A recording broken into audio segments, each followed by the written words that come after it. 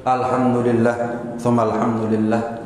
Senantiasa kita banyak bersyukur kepada Allah Subhanahu wa taala atas segala limpahan nikmat, anugerah dan karunia yang telah Allah berikan kepada kita semuanya. Mudah-mudahan nikmat zahir Allah sempurnakan dengan nikmat batin. Nikmat dunia Allah sempurnakan dengan nikmat akhirat. Nikmat panjang umur, sehat wal afiat Allah sempurnakan dengan akhir husnul khatimah. Amin ya rabbal alamin. Allah Subhanahu wa taala berfirman di dalam Al-Qur'an, "Inna akramakum 'indallahi atqakum." Yang paling mulia di antara kalian, kita semuanya, adalah siapa yang paling bertakwa kepada Allah. Rasulullah SAW pernah menegaskan kepada kita dalam sabdanya, "Ama wallahi inni la akhsyakum lillah wa atqakum lah." Aku bersumpah demi Allah, ketahuilah, aku adalah orang yang paling takut di antara kalian, yang paling bertakwa di antara kalian. Berarti secara nggak langsung Allah menginformasikan kepada kita, sesungguhnya yang paling mulia di antara kalian, di antara kita semuanya, adalah Rasulullah sallallahu alaihi wasallam. Allah juga berfirman dalam Al-Quran, "Laqad ja'akum rasulun min anfusikum." Telah datang seorang utusan yang bermula, yang tercipta dari diri kalian sendiri, yaitu bangsa manusia. Bahkan dari suku yang sama dengan kalian, bangsa Arab saat itu. Tapi ada juga sahabat atau ulama yang membaca laqad ja'akum rasulun min anfusikum. Telah datang kepada kalian seorang utusan yang termulia, yang paling afdal di antara kalian. Intinya dari beberapa ayat dan hadis ini bisa kita ketahui bahwa tidak ada makhluk yang lebih mulia melebihi Rasulullah SAW. Bahkan tidak ada nabi yang lebih mulia melebihi Nabi Muhammad sallallahu alaihi wasallam. Dari panggilannya saja, bagaimana caranya Allah memanggil nama Nabi Muhammad. Tidak pernah beliau dipanggil hanya dengan namanya saja. Selalu Allah sertakan gelarnya. Beda halnya dengan nabi-nabi terdahulu. Para anbiya sebelum Rasulullah SAW, mereka dipanggil oleh Allah hanya dengan namanya, tanpa disertai oleh Allah gelarnya mereka. Contoh, "Ya Adam, uskun anta wa zawjukal jannah. Ya Nuh, innahu laysa min ahlik. Ya Musa, aqbil wa la takhaf. Wa nadainahu ayya Ibrahim. Khudhil kitaba ya Yahya, khudhil kitaba biquwwah." Begitu juga dengan para anbiya selainnya. Beda halnya dengan Rasulullah SAW. Adapun Rasulullah SAW, ketika beliau dipanggil oleh Allah dalam Al-Quran, selalu Allah sertakan dengan gelarnya. "Wa ma kana Muhammadun aba rijalin min ahadikum walakin Rasulullah wa khataman nabiyyin." Dalam ayat yang lain, "Muhammadun Rasulullah walladzina ma'ahu asyidda'u 'alal kuffar ruhama'u bainahum wa ma Muhammadun illa rasul." Atau kadang-kadang Allah memanggil atau menyebut Nabi Muhammad dengan gelarnya saja. Lihat, "Ya ayyuhan nabi, inna arsalnaka syahidan wa mubasysyiran wa nadhira. Ya ayyuhar rasul, balligh ma unzila ilaika mir rabbik." Enggak ada Allah sebut, Allah panggil, Allah seru Nabi Muhammad di dalam Al-Quran kecuali selalu Allah sertakan dengan nama gelarnya. Inilah yang dimaksud wa rafa'na laka dzikrak. Salah satu penafsiran wa rafa'na laka dzikrak, dan kami Allah tinggikan sebutan namamu wahai Muhammad, itu tergambar jelas bagaimana Allah begitu sopan memanggil Rasulullah SAW? Ya tentunya buat kita semuanya lebih-lebih wajib buat kita, lebih patut buat kita untuk memanggil nama Nabi Muhammad bukan hanya dengan namanya tok. Apalagi kadang-kadang maaf ustaz, dai, penceramah, nggak patut dia panggil nama Nabi Muhammad hanya Muhammad. Dia punya guru kan? Seorang dai, seorang penceramah, seorang ustaz pasti punya guru. Berani nggak dia panggil gurunya dengan namanya tok? Bagaimana mungkin dia sebagai umat panggil nama nabinya hanya dengan namanya saja? Seorang dai, seorang ustaz, seorang penceramah pasti punya orang tua. Bagaimana mungkin dia berani kurang ajar, durhaka, panggil nama orang tuanya hanya dengan namanya mereka saja? Tapi kok berani mereka panggil nama Nabi Muhammad hanya dengan Muhammad. Ya. Apakah Rasulullah tidak lebih mulia daripada orang tuanya mereka? Apakah Rasulullah tidak lebih mulia daripada guru-gurunya mereka? Nurut Nabi itu pasti selamat. Nurut orang tua belum tentu. Nurut guru belum tentu juga. Nah kalau ulama tapi nurut Nabi Muhammad pasti selamat. Bagaimana mungkin kita panggil nama Nabi Muhammad dengan gelarnya itu dianggap berlebihan, sementara kita panggil nama orang tua kita atau guru-guru kita dengan panggilan gelar mereka tidak dianggap berlebihan? Tentu kita lebih wajib, lebih patut, lebih pantas sopan kepada Rasulullah sebagai Nabi, sebagai kita sebagai umatnya, daripada anak wajib sopan kepada orang tuanya, murid wajib sopan kepada guru, tapi seorang umat Nabi Muhammad lebih wajib sopan kepada nabinya. Dia nggak kenal caranya sebagai anak bakti kepada orang tua kecuali karena Rasulullah. Tidak mungkin dia menjadi alim, ulama, dai, penceramah kecuali karena ilmunya Rasulullah SAW. Naam, wa rafa'na laka dzikrak. Kita ini kalau mendengar nama para anbiya, nggak ada kewajiban buat kita untuk sambut nama mereka dengan alaihi salam. Misal seorang khutbah nyebut nama Nabi Adam, nggak wajib kita nyebut alaihi salam. Lain kesempatan nyebut namanya Nabi Nuh alaihi salam.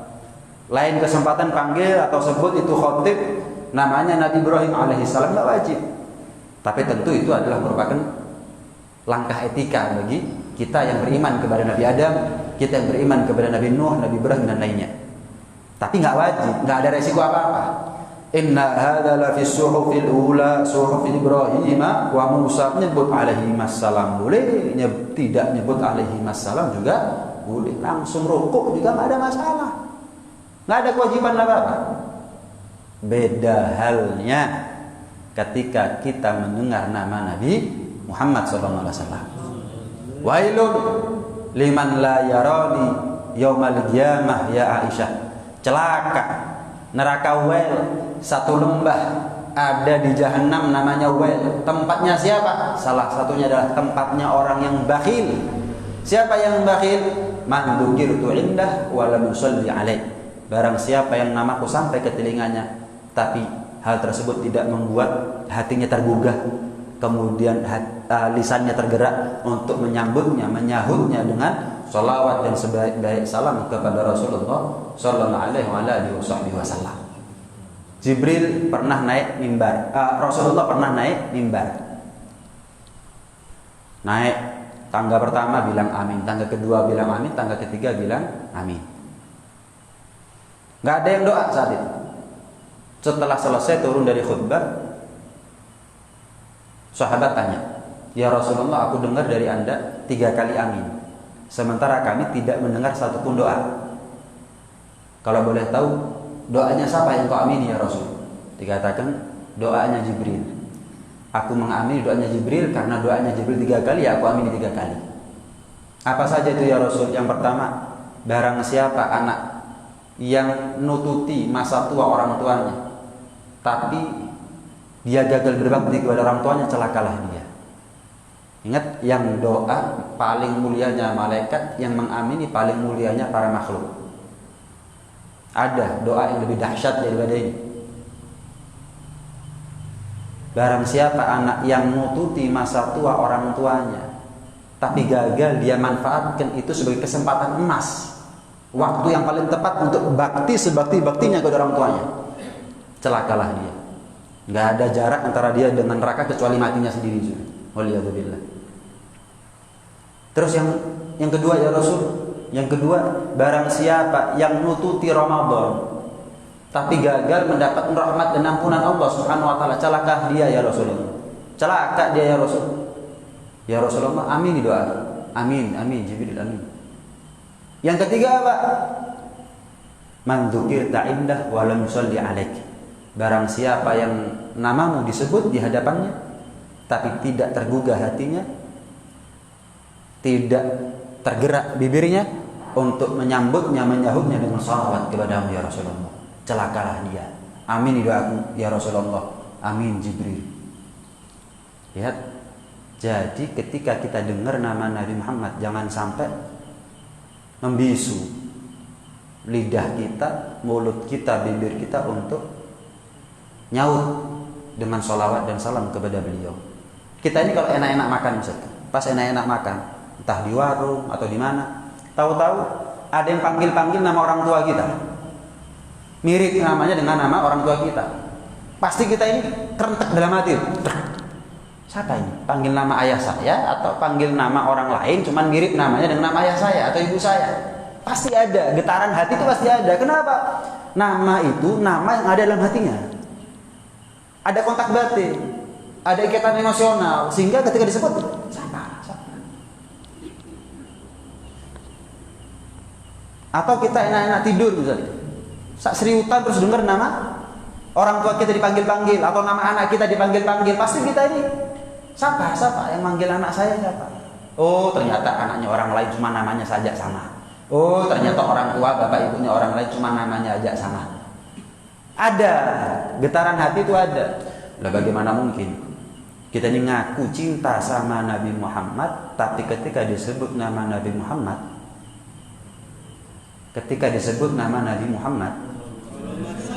ketika sampai ke telinga kita nama Nabi Muhammad, nggak sampai membuat hati kita tergetar untuk nyaut sallallahu alaihi. Nikmat loh sebetulnya. Nikmat.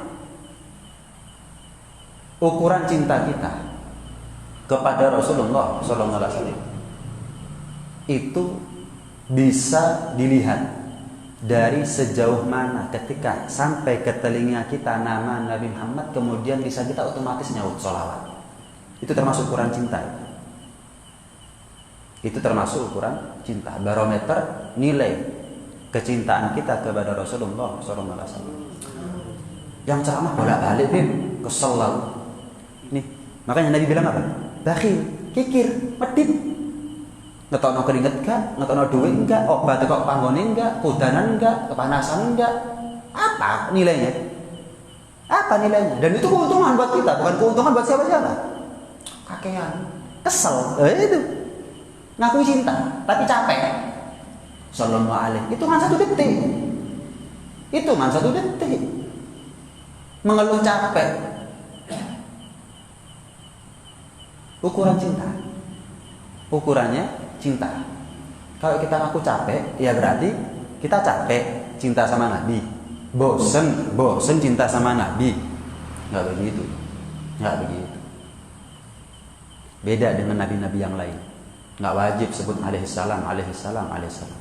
Tapi untuk Nabi Muhammad SAW, saud dengan sholawat kepada Rasulullah SAW. Pernah diceritakan ada satu ulama, satu orang yang soleh punya tetangga. Tapi tetangga ini banyak maksiat kepada Allah Subhanahu Wa Taala. Disuruh tobat nggak mau, suruh tobat nggak mau. Ya wis, sudah didakwai. Subhanallah, orang yang soleh, si ulama ini mimpi. Di dalam mimpinya ketemu sama Rasulullah SAW. Gandeng ahli maksiat tadi itu, digandeng. Direspon oleh Rasulullah dengan cara memuliakannya. Aneh. Ini saya dakwahi nggak mau tobat. Tapi anehnya saya mimpi ketemu Rasulullah muliakan dia, digandeng tangannya. Bayangkan kalau kita digandeng ulama aja udah seneng kita, merasa terhormat. Digandeng sama Nabi. Dan orang yang mimpi ketemu Nabi itu Nabi beneran. Nabi beneran. Man ra'ani fil manam fasayarani yaghdha. Barang siapa yang ketemu sama aku dalam keadaan mimpinya, maka cepat atau lambat dia akan ketemu aku dalam keadaan terjaganya, meleknya. Minimal ketika nazak, akhir umurnya, ketika ajal, ketika sakaratul maut. Itu paling lambat sudah orang kalau pernah mimpi ketemu Nabi dalam mimpi, dalam tidur, cepat atau lambat dia akan ditakdir oleh Allah untuk mimpi ketemu Nabi dalam keadaan melek, ketemu Nabi dalam keadaan terjaga. Makanya kita ini kalau kepingin tahu sebelum mati saya ini ahli surga atau belum, atau bukan. Kalau kita kepingin tahu saya ini ahli surga atau bukan, maka pastikan sebelum mati kita ketemu sama Nabi. Kalau kita ketemu sama Nabi, tenang. Nggak ada ceritanya orang mimpi ketemu Nabi terus masuk neraka, itu nggak ada. Orang pernah mimpi ketemu Nabi terus setelah itu merosot ibadahnya terus su'ul khotimah, nggak ada. Nggak ada. Itu kalau kita kepingin tahu nasibnya kita nanti di akhirat sebelum matinya. Kita kan nggak tahu ya nasib kita nanti di akhirat gimana. Kita kan nggak tahu. Kecuali kapan? Ya setelah matinya baru tahu. Oh saya begini, saya begitu. Nah, mudah-mudahan usul khotimah kita ya. Mudah-mudahan usul khotimah. Tapi sebelum meninggal, kepingin tahu gimana caranya. Sebelum meninggal pastikan mimpi ketemu Nabi. Saya yakin panjenengan semuanya kepingin mimpi ketemu Nabi. Tapi anehnya kalau nggak mimpi nggak pernah nyesel, itu masalahnya. Kita cari duit pagi sampai sore, kalau nggak dapat nyesel. Kenapa? Pingin dapat duit itu, nyari jodoh, bertahun-tahun nyari nggak ketemu, nyesel, eman gitu, getun.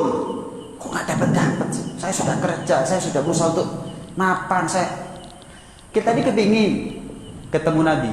Tapi kalau bangun dari tidur nggak pernah kepikiran setelah itu, nggak pernah getun. Saya kok nggak mimpi ketemu Nabi ya? Berarti apa? Kepingin toh, bukan obsesi. Kalau dunia obsesi buat kita, jodoh obsesi buat kita, dolar itu obsesi. Kalau mimpi ketemu Nabi, ya sepingin. Syukur-syukur takdir, wes menurut wes. Nggak ada obsesi. Kalau orang itu obsesi ketemu sama Nabi dalam mimpinya, pasti bangun tidur berapa kali, berapa malam saya ini tidur bangun, nggak pernah mimpi ketemu Nabi. Sampai kapan? Bersihkan terus. Orang itu bisa mimpi ketemu Nabi bukan karena banyaknya sholawat, bukan hanya karena banyaknya sholawat, tapi orang itu bisa mimpi ketemu Nabi tapi karena ta'alluq, syauq dan mahabbah, rasa cinta, rasa keterkaitan dengan Nabi, mulai dari dia melek sampai dia merem, bangun tidur sampai tidur lagi, yang dia pikirin Nabi terus.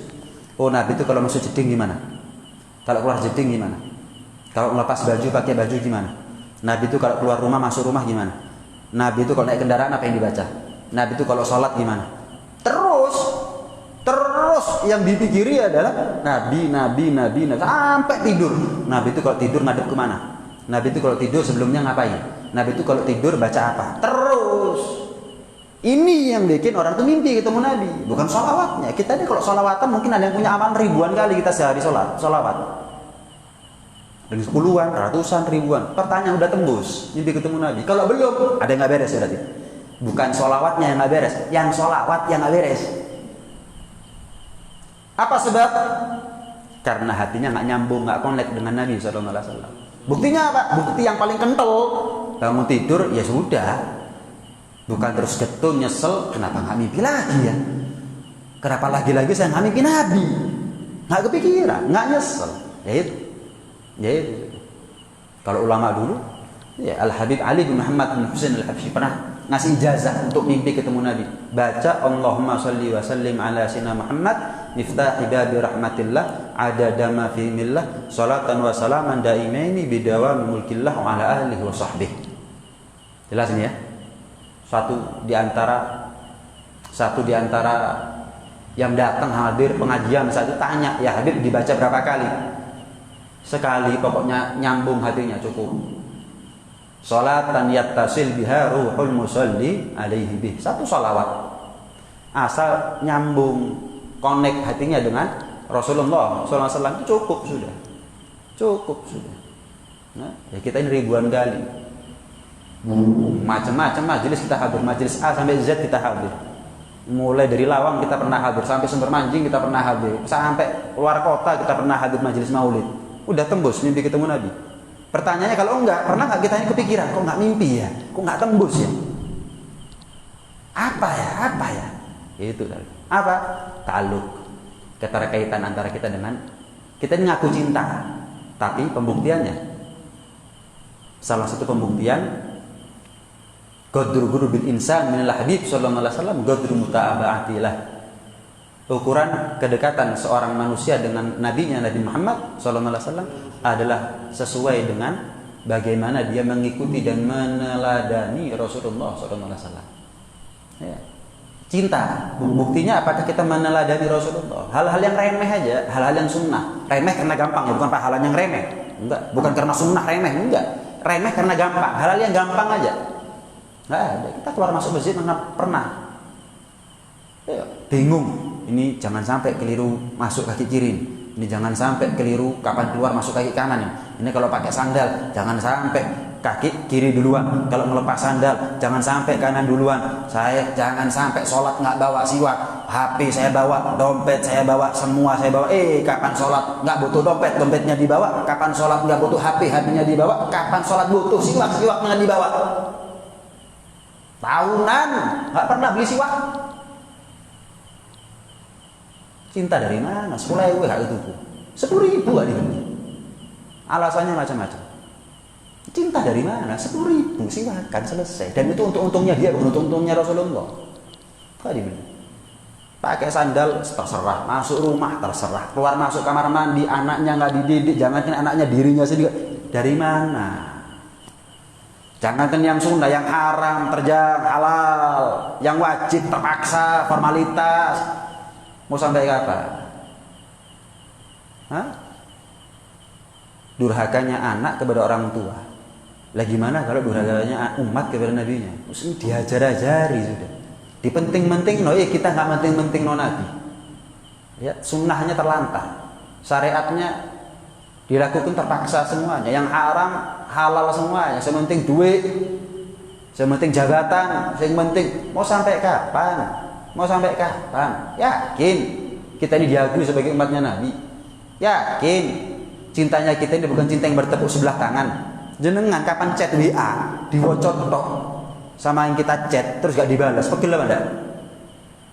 Sama, kapan jenengan ngaku cinta sama Nabi diwocot tok ini gak diamalno. Ya Nabi pegel, ngaku-ngaku tok.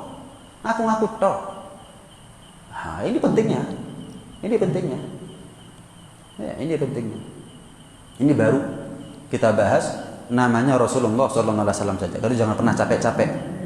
Jangan pernah capek-capek kita untuk setiap dengar nama Nabi Muhammad sholawat.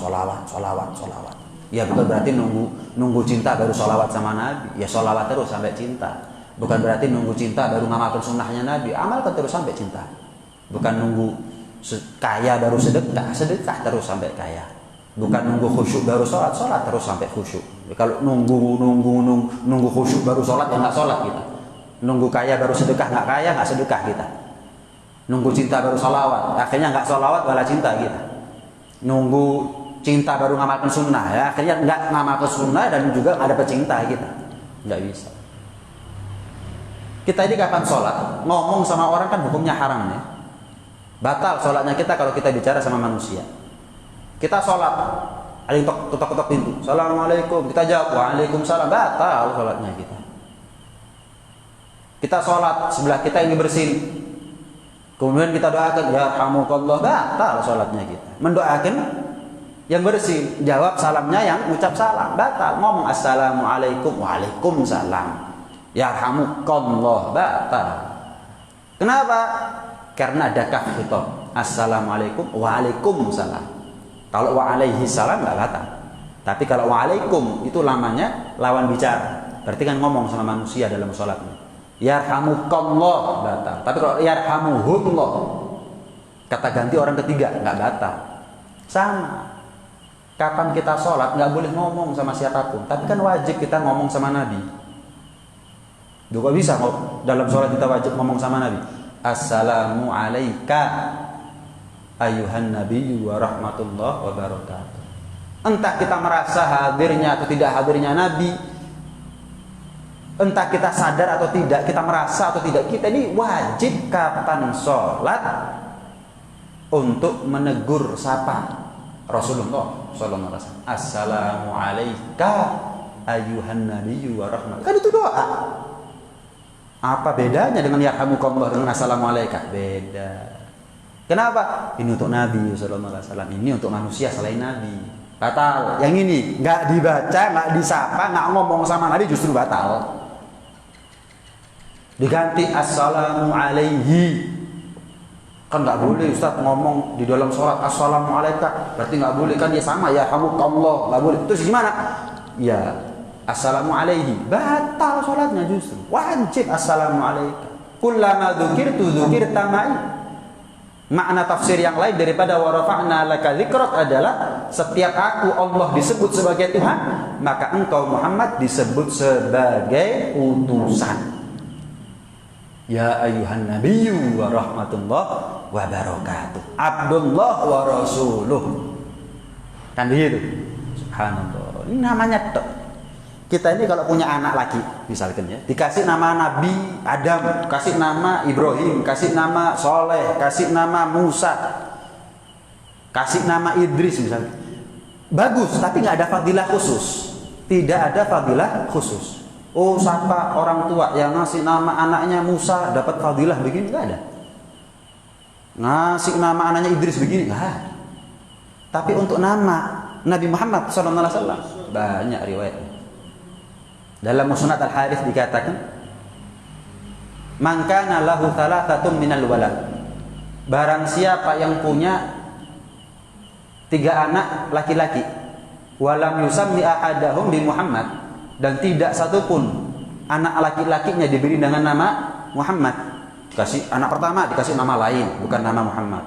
Yang kedua juga begitu. Dikasih 3 kali kesempatan punya anak laki-laki, satu pun gak dikasih nama Muhammad. Faqad jahil. Dikatakan dalam riwayat itu orang bodoh, trader, ceroboh. Dikasih 3 kesempatan oleh Allah punya 3 anak laki-laki, satu pun gak kasih nama Muhammad. Lah kok iso? Lah kok bisa? Minimal sematkan di situ nama Muhammad, tapi silahkan ditambahi dengan nama yang lain. Saya Muhammad Fahmi namanya. Adik saya namanya Muhammad Umar. Yang ketiga namanya Muhammad Soleh. Walaupun panggilannya Fahmi Umar Soleh. Kenapa? Tabarukan. Yang penting gugur sudah. Niat membuktikan kecintaan seorang umat kepada Nabi, jangan ngasih nama anaknya Muhammad. Dan jenengan kalau punya anak perempuan, kepingin punya anak laki, nadar, saya kasih nama anak saya, kalau laki tak kasih nama Muhammad atau Ahmad. Mujarrab, sering-seringnya laki. Tapi saya nggak kepingin dipanggil Muhammad. Kenapa? Nanti kalau dipanggil Muhammad, mat, nggak pantas. Ya silahkan nama yang lain, tapi nama Muhammad sematkan di situ. Tabarukan, gugurkan nadar, bukti cinta seorang umat kepada nabinya. Ceroboh. Pernah dengar nggak istilahnya kita orang tua kita dulu? Oh, ini namanya keberatan, diganti aja. Pernah ya? Ngasih nama sakit-sakitan misalnya, atau lama jalan, lama ngomong, oh mungkin ini keberatan nama ini, ganti nama lain. Pernah ya denger ya? Pernah denger anak dikasih nama Muhammad terus kagotan. Oh namanya siapa? Muhammad. Oh udah ada. Sampai sekarang saya belum pernah dengar ada orang tua ngasih nama Muhammad terus anaknya kagotan, lambat bicara, lambat jalan, misalnya kemudian sakit-sakit, nggak pernah. Ada, belum pernah dengar. Oh namanya fulan, mungkin kagotan. Siapa namanya? Abdul Qadir Jailani. Oh ya kagotan, pantesan sakit-sakitan, coba diganti. Siapa namanya? Namanya Ali. Oh ya kagotan, coba diganti yang lain misalnya. Tapi belum pernah dengar saya. Siapa namanya Muhammad? Oh kagotan, nggak pernah dengar. Nggak pernah dengar ya. Lihat keistimewaan nama Nabi Muhammad SAW. Bahkan Al-Imam Malik bin Anas pernah mengatakan, sami'tu ahlal Madinah yaqulun. Aku ini pernah mendengar ulama Madinah mengatakan, ma min ahli baitin wa fihim man ismuhu Muhammad. Tidak satu rumah kecuali jika di antara penghuni rumahnya ada yang namanya Muhammad illa ruziqu rizqa khairin. Kecuali seluruh penghuni rumah tadi berkat satu nama yang bernama Muhammad, satu penghuni yang namanya Muhammad, semuanya dikasih rezeki kebaikan dari Allah Subhanahu wa taala. Jangan mindset kita rezeki dari Allah cuma duit. Ada yang lebih penting daripada duit. Rumah tangga, akor. Oh, itu lebih penting daripada duit. Anak soleh solehah. Oh, itu lebih penting daripada duit. Selamat, sehat, afiat, berangkat pulang, istri ke pasar pulang selamat, anak ke sekolah pulang selamat, bapak atau suami pergi ke kantor pulang selamat, itu lebih penting daripada duit. Gara-gara satu di antara anaknya yang namanya Muhammad, maka semuanya mendapat kebaikan. Bukan yang namanya Muhammad tok, kabeh dapat barokahnya. Dapat barokahnya. Bahkan Abdullah bin Abbas radhiyallahu taala anhuma wa radhahuma mengatakan nanti di hari kiamat itu orang yang punya nama Muhammad diberi keistimewaan oleh Allah. Ala liyadu manismuhu Muhammad. Hendaknya lah bangkit berdiri yang namanya Muhammad. Waduh, pas kiamat, pas akhirat dipanggil, bukan seneng, derdek. Ya, sama kalau di persidangan itu dipanggil, bukan terus siapa? Saya Pak, saya. Enggak ada. Waduh, dia Pak nih. Keputusannya gimana nih? Apa polisinya? Ini juga begitu. Datang seruan panggilan dari malaikat yang namanya Muhammad, berdiri, bangkit. Derdek. Masuk surga semuanya. Subhanallah. Kenapa? Itu caranya Allah memuliakan Rasulullah. Namanya tok sama dengan Nabi, masuk surga. Loh, berartilah enak kan? Saya kalau punya anak saya kasih nama Muhammad, beres gitu. Loh, kalau nggak dididik, itu namanya pemalsuan nama Muhammad. Pemalsuan nama Muhammad. Pelecehan, ngasih nama anaknya Muhammad tapi nggak dididik. Ini justru namanya kurang ajar sama Nabi Muhammad. Itu pemalsuan namanya, bukan begitu. Dibuktikan ini Muhammad biar begini, biar begini, biar begini. Dibuktikan. Ya. Nah, alhasil ini baru namanya dok. Baru namanya. Lihat bagaimana. Jadi kalau kita ini muji Nabi itu muji Allah sebetulnya. Yang ngasih nama Nabi Muhammad siapa? Allah. Allah. Dalam riwayat ngasih ilham kepada Siti Aminah. Beberapa hari sebelum kelahirannya dikasih perintah malaikat untuk ngasih tahu kepada Aminah, idza waladti waladan fasammihi Muhammadan. Kalau kamu punya anak laki-laki, kasih nama Muhammad. Perintah dari Allah kepada malaikat menyampaikan kepada Siti Aminah. Jadi hakikatnya yang ngasih nama Muhammad kepada Rasulullah SAW itu adalah Allah. Jadi kalau kita ini bahas kemuliaannya namanya Nabi Muhammad, itu sama arti kita membahas kemuliaannya Allah. Oh, muji Nabi Muhammad kok dibilang berlebih-lebihan. Jenengan bertamu ke rumah saya bikinkan teh atau kopi misalnya. Terus jenengan bilang enak Beb kopinya, tehnya. Masuk saya ngamuk. Saya yang bikin kok yang dipuji tehnya. Enggak. Ya di mana-mana orang kalau sudah muji tehnya berarti muji yang bikin, yang racik. Selesai. Kita muji Nabi Muhammad itu namanya muji Allah. Enggak bisa dipisahkan nih antara Nabi Muhammad dengan Allah itu. Enggak bisa dipisahkan. Muji makhluk yang muji menciptakannya, yang menciptakan selesai. Masuk menurut enggak ngerti. Bid'ah, kafir, sesat. Waduh, jadi kalau ada maulid yang datang orang 2000 murtad semuanya gitu. Waduh. Kalau yang datang 100.000 misalnya, berarti 100.000 ini murtad semuanya. Bisa dipenggal itu, halal darahnya. Ayo. Apa enggak fatal ucapan orang seperti ini? Enggak maulidan, enggak ada masalah. Tapi enggak senang sama pujian sama Nabi Muhammad, itu yang masalah. Loh, apa wajib kita maulidan? Baca diba apa wajib? Baca simtuduror apa wajib? Baca burdah apa wajib? Baca dia ulama apa wajib? Enggak. Tapi kalau nggak seneng ngelihat orang muji Nabi Muhammad, ini yang jadi masalah. Loh kok iso? Kita ini muji Nabi Muhammad ada orang nggak seneng, kan aneh. Coba saya muji bapaknya, seneng. Kita muji Nabi Muhammad, dia nggak seneng, kan aneh. Mulai kapan bapakmu lebih mulia daripada Rasulullah SAW? Kok enak? Fatal mau orang seperti ini. Ini urusannya akidah. Ini urusannya akidah, nggak maulidan bukan urusan akidah. Tapi kalau nggak seneng sama orang muji Nabi Muhammad, ini urusannya akidah. Ini urusannya akidah, bukan toleransi, nggak bisa. Oh ini masalah khilaf, nggak ada. Muji Nabi Muhammad itu tanda bukti kecintaan seorang umat kepada Nabi-Nya, itu mutlak sudah. Man ahabba syai'an aktsara min dzikri. Orang itu kalau cinta sama sesuatu ya disebut-sebut. Ada orang muji Nabi Muhammad dibilang berlebihan. Dari mana? Kita nggak mengatakan Nabi Muhammad adalah utusan, nggak mengatakan beliau sebagai anak Tuhan kah atau apa sebagaimana Nabi Isa diaku-aku oleh umatnya dahulu. Enggak ada. Abdullah wa Rasulullah. Selesai. Coba pikirkan, adakah satu kemuliaan yang tidak ada pada diri Rasulullah? Sebutin. Kemuliaan yang tidak ada pada diri Rasulullah, sebutin. Mau jasmaninya kah, rohaninya kah, zahirnya kah, batinnya kah? Nggak ketemu Pak Bu. Semua kemuliaan sumbernya dari Rasulullah SAW. Gantengnya siapa? Rasulullah asalnya paling ganteng. Budi pekertinya luhur, bersumber dari siapa? Itu keluhuran. Akhlaknya mulia, bermula dari siapa? Itu kemuliaan akhlak. Siapa sih? Nggak maulidan, nggak ada masalah.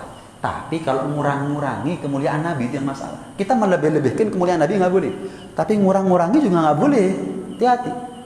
Jadi kalau ada orang ngomong Nabi Muhammad itu sama seperti kita, ini ngurang-ngurangi. Ini ngurang-ngurangi kemuliaannya Rasulullah aja nggak pernah disebut oleh Allah sebagai manusia biasa. Selalu Allah sebut di situ kelebihannya Allah, kelebihannya Rasulullah SAW. Nabi Muhammad itu manusia biasa. Hanya saja Allah berikan kepada beliau wahyu. Loh, itu aja udah beda. Kalau dikatakan Nabi Muhammad sama seperti kita, kenapa kita diperintah untuk menyamakan diri dengan kepada Rasulullah? Meneladani Rasulullah. Lah kalau podo, lah apa madak-madakno? Wis podo. Lah kalau madak-madakno, iya. Kalau dikatakan beda, kalau dikatakan sama, kenapa ada firman Allah fattabi'uni? Kan nggak masuk akal ini. Dari mana samanya Rasulullah kita? Dari mana? Sebutkan. Nggak ketemu. Orang sepertinya harus dijawab. Kalau nggak maulidan nggak ada masalah. Nggak usah dijawab. Beda amaliyah, beda cara mengekspresikan wujud kegembiraan dia, kebanggaan dia menjadi umat Muhammad. Terserah. Maulidan, sholawat, cuma ceramah tok nggak apa-apa. Masjid misalkan nggak ada maulidan, kenapa? Nggak terbiasa di sini orang kampung baca maulid. Terus gimana? Ya memperingati hari lahirnya Nabi dengan cara mengundang penceramah. Oh nggak apa-apa. Wis yang dibahas akhlaknya Nabi, sejarah, nggak ada masalah. Adapun baca maulidnya nggak ada masalah, nggak ada masalah. Jenengan punya anak, seneng nggak? Ada syukurannya nggak? Ada, namanya walimatul aqiqah. Kan begitu. Anaknya jenengan belum tentu ngasih syafaat orang tuanya, tapi Nabi pasti ngasih syafaat kepada orang tuanya, kepada kita. Bagaimana mungkin dapat anak nggak seneng? Apa seneng? Tak syukuran. Punya Nabi nggak seneng. Tergambar nggak? Ada orang ngarep-ngarep syafaatnya Nabi Muhammad, tapi ketika lahirnya Nabi Muhammad biasa-biasa saja. Itu kan lahirnya 14 abad yang lalu, Bib. Lah iya. Sekarang kita tawaf atau sa'i dari Safa ke Marwah, itu Siti Hajar dan Nabi Ismail keliling Safa Marwah mulai kapan ya? Berapa ribu tahun yang lalu, berapa abad yang lalu, sampai sekarang kita napak tilasi. Lah apa bedanya kita memperingati hari-harinya Nabi dengan kita baca menapak tilasi sejarahnya Nabi? Lahirnya begini, masa kecilnya begini, sebelum menjadi Nabi begini, ketika terutus menjadi Nabi begini, sampai wafatnya. Apa bedanya? Manasiknya ketika kita haji itu menapak tilasi Nabi dulu. Ya Nabi Ibrahim, ya Nabi Ismail, itu kurban, itu menapak tilasi. Apa bedanya? Bahkan kita ini memperingati maulid Nabi, membahas Nabi Muhammad, nggak nunggu maulid toh. Sering kita bahas. Itu tandanya kita tidak menganggap bahwa maulid ini adalah Id. Enggak, Id itu cuma dua. Idul Fitri, Idul Adha, selesai. Ada orang Idul Fitri sekarang? Nggak ada. Ada orang Idul Adha sekarang? Nggak ada. Tapi kalau ada orang misalnya di bulan apa, Rajab misalkan, maulidan, banyak, setiap hari maulidan ada. Setiap hari, tanda kita nggak pernah menganggap maulid itu adalah Id, Lebaran. Nggak pernah. Hanya saja karena bulan Rabiul Awal, bulan kelahiran Nabi, lebih semarak kita, lebih bersemangat. Sama setiap hari kita sholat. Cuman kalau sudah sholat Jumat, penuh masjidnya. Sama seperti itu. Ini gambarannya. Mudah-mudahan selamatkan akidah kita oleh Allah Subhanahu Wa Taala. Mudah-mudahan kita ditakdir oleh Allah Subhanahu Wa Taala bisa menjadi pecinta Nabi Sallallahu Alaihi Wasallam. Amin ya Rabbal Alamin. Mungkin anda mau tanyakan 1-2 pertanyaan kalau boleh. Kalau ada sebelum ditutup dengan doa. Ada yang lain? Ada? Nah, mudah-mudahan dikasih ilmu yang manfaat, ilmu yang barokah, zahir batin, dunia sampai ada di akhirat. mudah-mudahan cintanya kita kepada Nabi Muhammad bukan cinta yang bertepuk sebelah tangan. Mudah-mudahan kangennya kita kepada Nabi Muhammad adalah kangen yang segera mendapatkan jawaban. Dan mudah-mudahan pengakuan kita sebagai umat Nabi Muhammad mendapatkan legitimasi keabsahan dari Rasulullah berupa syafaatnya beliau. Amin ya rabbal alamin. Rabbana anfa'na bima